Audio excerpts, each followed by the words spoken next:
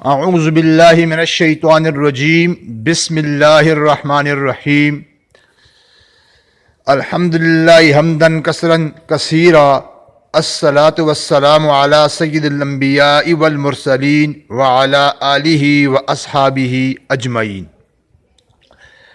پیارے دوستو، السلام علیکم ورحمۃ اللہ وبرکاتہ۔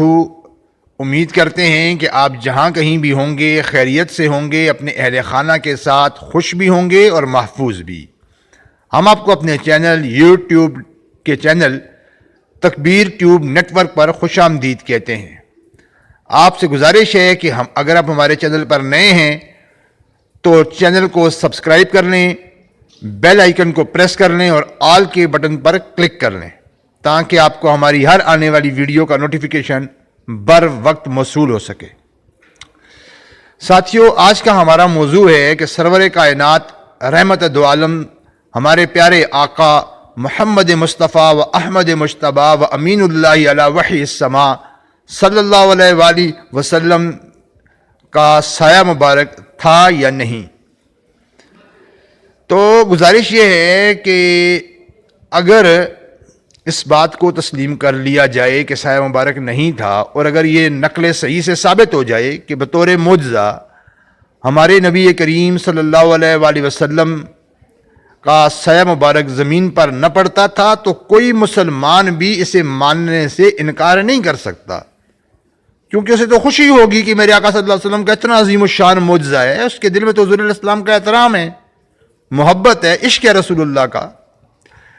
لیکن اصل بات یہ ہے کہ نقل صحیح اس باب میں کوئی موجود ہی نہیں ہے۔ حدیث کی کتب ستہ بخاری، مسلم، ابو داؤد، نسائی، ترمذی، ابن ماجہ، صحیح ابن حبان، صحیح ابن خزیمہ اور دیگر کتب کے اندر یہ روایت موجود نہیں ہے۔ اب سوال یہ پیدا ہوتا ہے کہ بعض واعظین اور خطباء حضرات جو اس کو بیان کرتے ہیں تو اس کی کیا حقیقت ہے؟ آخر کہیں سے تو وہ اس کو بیان کرتے ہی ہیں نا جی۔ یہ تو نہیں ہے کہ وہ بھی کوئی ہوا میں تو تھپیڑے نہیں مار رہے نا، ظاہر ہے ان کے پاس بھی کچھ موجود ہے۔ تو اس سلسلے میں ایک مرسل روایت جو ہے، مرسلن روایت موجود ہے، جسے امام جلال الدین سیوطی رحمۃ اللہ تعالی علیہ نے اپنی کتاب خصائص کبریٰ کے اندر نقل کیا ہے، اور وہ انہوں نے حکیم ترمذی رحمۃ اللہ علیہ کے حوالے سے بیان کی ہے۔ عن طریق عبد الرحمن بن قیس الزعفرانی، قیس زعفرانی جو ہیں وہ اس کو بیان کرتے ہیں عبد المالک بن عبداللہ بن ولید سے، اور وہ حضرت ذکوان سے کہ ان رسول اللہ صلی اللہ علیہ وسلم لم یکن یرا له ظل فی الشمس ولا قمر ولا اثر القضاء حاطتا۔ یہ روایت ہے جی کہ حکیم ترمذی کے حوالے سے وہ کہتے ہیں کہ عبد الرحمن بن قیس زعفرانی بیان کرتے ہیں عبد المالک بن عبد الرحمن بن ولید سے، اور وہ جناب ذکوان سے کہ رسول اللہ صلی اللہ علیہ وسلم کا سورج اور چاند کی روشنی میں سایہ مبارک نہیں تھا۔ اس کو انہوں نے اپنی کتاب خصائص کبریٰ جلد نمبر 1 صفحہ نمبر 81 کے اوپر نقل کیا ہے۔ اور پھر حکیم ترمذی کے حوالے سے اسی سلسلے میں انہوں نے نقل کی ہے یہ روایت ابن سبع سے، خصائص کے اندر اس کو انہوں نے بیان کیا ہے کہ جی روایت نبی علیہ السلام کا نہیں تھا۔ بعض کہتے ہیں کہ یہ روایت جو ہے وہ بالکل بھی صحیح نہیں ہے۔ خصائص کبریٰ کے اندر ہی جلد نمبر 2 صفحہ نمبر 68 کے اوپر انہوں نے اس کو روایت کیا ہے، اور امام فخر الدین رازی رحمۃ اللہ علیہ نے بھی اس کو مواہب کے اندر جلد نمبر 2 صفحہ نمبر 398 پہ نقل کیا ہے۔ اب آتے ہیں جی اس روایت کی جو ہم نے اس کو ضعیف کہا ہے یا غلط کہا ہے یا غیر ثابت شدہ کہا ہے، تو اس کی وجوہات کیا ہیں؟ سب سے بڑی وجہ اس کی یہ ہے جناب کہ دھوپ چاند میں چلنے پھرنے اٹھنے بیٹھنے کے واقعات جو سفر و حضر میں نبی علیہ السلام کے ہیں، وہ آپ جانتے ہیں کہ نبی علیہ السلام کے ساتھ ہمیشہ سفر کے اندر سینکڑوں کی تعداد میں، ہزاروں کی تعداد میں صحابہ کرام ہوا کرتے تھے، اور صحابہ کرام کی یہ عادت مبارکہ تھی کہ وہ چھوٹی سی چھوٹی بات نبی علیہ السلام کی کوئی عادت مبارکہ، کوئی قول مبارک جو ہے، ان آثار کو بیان کرنے کا انتہائی اہتمام کرتے تھے، خصوصاً جناب ابو ہریرہ رضی اللہ تعالیٰ عنہ۔ وہ اس کو بیان کرنے کا بھرپور اہتمام کرتے تھے. بی بی عائشہ صدیقہ گھر کے اندر کے معاملات بیان کرتی تھی, بعض اوقات تو سفر میں بھی ساتھ ہوا کرتی تھی, جس طرح وہ ایک غزوے کے متعلق بھی ساتھ تھیں جس میں ان کے متعلق ایک نازیبہ اور گندی گفتگو منافقین نے کی تھی. وہ آپ لوگ جانتے ہیں, میں اس تفصیل میں نہیں جاؤں گا, میرا موضوع نہیں ہے. تو ان صحابہ کرام سے, حضرت عبداللہ بن عباس سے, حضرت عبداللہ بن مسعود سے, جناب ابو ہریرہ سے, جناب بی بی عائشہ سے, جناب امیر معاویہ سے, جناب ابو بکر صدیق, جناب عمر فاروق, جناب عثمان غنی, حتیٰ کہ حضرت علی رضی اللہ تعالی عنہم اجمعین, ان سب پر ہمارے ماں باپ بھی قربان, ان سے کوئی ایک روایت صحابی بھی اس کو بیان نہیں کر رہا. تو اس سلسلے میں جو ایک روایت ہے وہ بھی سندن ضعیف ہے اور بالکل مرسل روایت ہے. اور یہ جو مرسل حدیث ہوتی ہے, محدثین کا اس کے بارے میں بالکل اتفاق ہے کہ یہ حجت ہی نہیں ہے. اور میں نے جیسے کہ پہلے بتایا کہ اس کا پہلا راوی عبد الرحمن بن قیس زعفرانی, اس کے بارے میں تو بڑی شدید جرح ہے محدثین کے ہاں کہ یہ ضعیف شخص ہے, اپنی طرف سے جھوٹی حدیثیں گڑ گڑ کے بیان کرتا تھا. میزان کے اندر ہے کہ کذبہ ابن مہدی, اس کو ابن مہدی بھی کہتے ہیں, وہ ابن زرع, ابن مہدی ابن زرع کہتے ہیں کہ جھوٹی حدیثیں گھڑتا تھا. امام بخاری کہتے ہیں کہ یہ پکا جھوٹا اور قذاب قسم کا آدمی ہے. امام احمد کہتے ہیں کہ اس سے تو کوئی روایت لی ہی نہ جائے. امام حاکم فرماتے ہیں کہ اس کی روایتیں منکر ہوتی ہیں, یعنی سیاح کے خلاف روایتیں بیان کرتا ہے. جو صحیح حدیث راوی بیان کرتا ہے اس کے خلاف یہ جا رہا ہوتا ہے. اور فرمایا کہ یکذبہ, جھوٹ بولا کرتا تھا. امام احمد کہتے ہیں کہ اس کی روایتیں ضعیف ہوتی ہیں. قال احمد حدیثہ ضعیف ولم یکن بشیء متروک الحدیث, وہ کہتے ہیں کہ اس کی حدیثیں, اس کی بیان کی روایتیں کوئی چیز ہی نہیں ہے, متروک الحدیث ہے. یعنی متروک راوی ہے جس کو محدثین اس کا ذکر بھی پسند نہیں کرتے, اس نے اس کو برا جانتے تھے. امام نسائی کہتے ہیں متروک الحدیث ہے. زکریہ الساجی فرماتے ہیں کہ ضعیف ہے, اس کی روایت بالکل نہ لی جائے. ابن عدی کہتے ہیں کہ بالکل اس کی کوئی التفات ہی نہ کریں اس کی طرف. حاکم نے محمد بن عمرہ سے روایت کیا ہے حماد بن سلمہ کے حوالے سے کہ منکر روایتیں گھڑتا تھا, اپنی طرف سے روایتیں گھڑتا تھا اور نام لگا دیا کرتا تھا, اور موضوع روایتیں نقل کرتا تھا. اس کی روایتوں میں کوئی خیر نہیں ہے. یہ میں نے آپ سے بیان کیا تقریب التہذیب اور المیزان کے اعتبار سے, امام ابن حجر اسقلانی اور دیگر محدثین.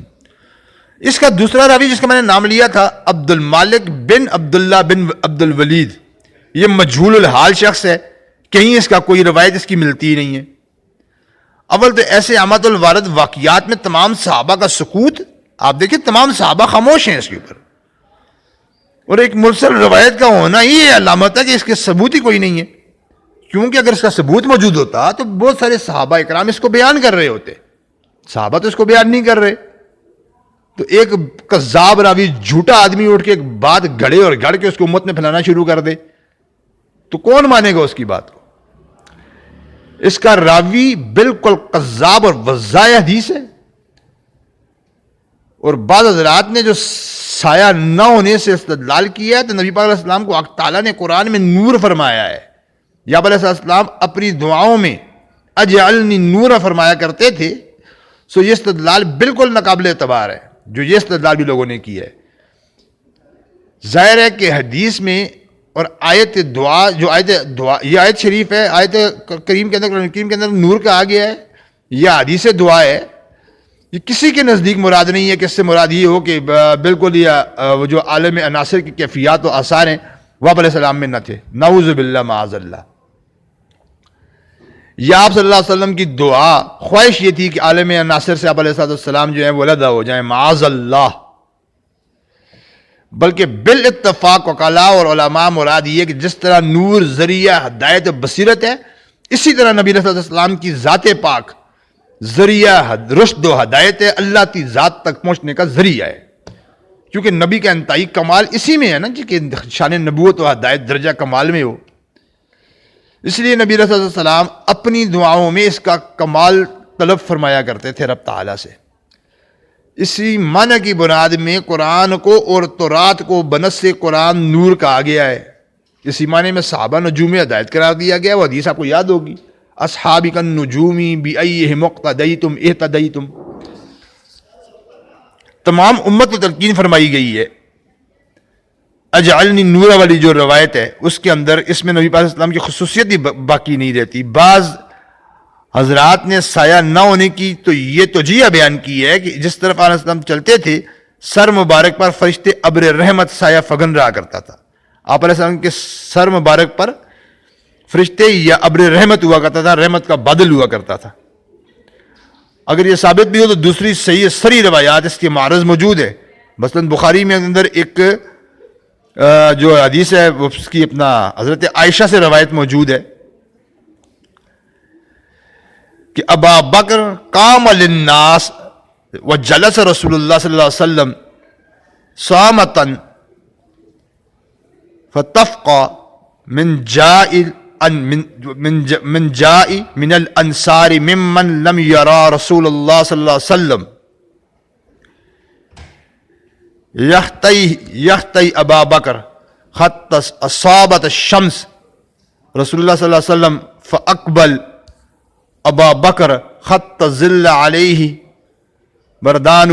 یہ پوری روایت آگے اس طرح موجود ہے کہ وہ واقعہ آپ نے دیکھا ہے کہ جب نبی پاک صلی اللہ علیہ وسلم ہجرت کر کے گئے ہیں مکہ شریف سے مدینہ شریف کی طرف، تو وہاں جب نبی علیہ السلام اور حضرت ابوبکر صدیق بیٹھے ہوئے تھے تو مشابہت آپس میں تھی، تو لوگ کنفیوز ہو گئے کہ یار نبی پاک علیہ السلام ان میں کون سے ہیں. تو جناب ابوبکر صدیق نے کھڑے ہو کر آپ علیہ السلام کے سر مبارک پر اپنی چادر مبارک سے سایہ کر دیا تاکہ معلوم ہو جائے کہ غلام کون ہے اور آقا کون ہے. تو اس سے لوگوں نے یہ پہچان لیا کہ حضور علیہ السلام کی ذات پاک کون ہے. یہ آپ شرح المواہب زرقانی میں جلد نمبر اول صفحہ نمبر 350 کے اوپر دیکھ سکتے ہیں، اور دیگر کتب روایات کے اندر بے شمار ایسی روایتیں موجود ہیں. اس لیے یا تو سایہ نہ ہونے کی حدیث کو بالمقابلہ روایات غیر ثابت قرار دیا جائے گا، کیونکہ صحیح روایات میں تو سایہ ہونا مراد ہے بتایا گیا ہے، اور یہ ایک روایت ہے جس میں سایہ نہ ہونا بتایا گیا. تو صحیح روایات میں جب سایہ ہونا ہے موجود ہے تو پھر یہ نہیں کہا جائے گا کہ سایہ نہیں ہے، کیونکہ صحیح روایت کے مقابلے میں غیر صحیح کو پیش نہیں کر سکتے ہم. امام قسطلانی نے مواہب کی اسی صورت کو اختیار کیا نا، چنانچہ حدیث ہجرت کے اندر باقاعدہ اس چیز کو موجود مانا ہے انہوں نے. تو اس تمام روایت یعنی ظاہر یہ بات یہ ہوئی کہ آج وسلم پر دھوپ پڑتی تھی. زرقانی نے جلد 1 صفحہ نمبر 381 پہ اس کا حل پورا دیا ہے. الظاہر ھذا انہ علیہ الصلاۃ والسلام کانت شمس تصبیح وما تقدم من تضلیل. یہ تضلیل ذوات کے ساتھ ہے جس کو ذل بھی کہتے ہیں، جس کا مطلب سایہ ہونا. تضلیل الغمام والملائکۃ لہ کان قبل البعث کما ہوا سری فی موضوع. یعنی ظاہر بات یہ ہوئی کہ آج صلی اللہ علیہ وسلم پر دھوپ پڑتی تھی، اور آپ علیہ السلام کے لیے بادل وہ ملائکہ سایہ فگن ہونے کے جو واقعات ہیں وہ نبوت سے پہلے کے ہیں.